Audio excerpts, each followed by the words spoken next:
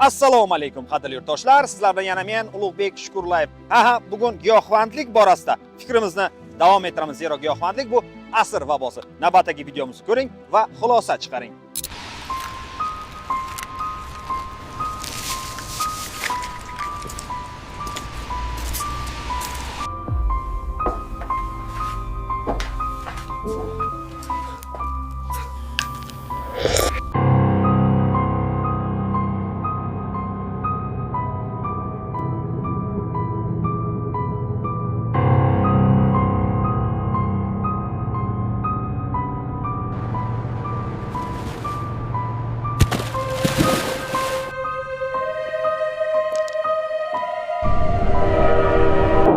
Ayanchli, o'ta ayanchli. Zero giyohvandlikning oqibati mana shunday ayanchli yakun topadi. Shunday ekan biz keng jamoatchilikni ushbu illatga qarshi kurashishga chorlab qolamiz. Giyohvandlik asr vabosi.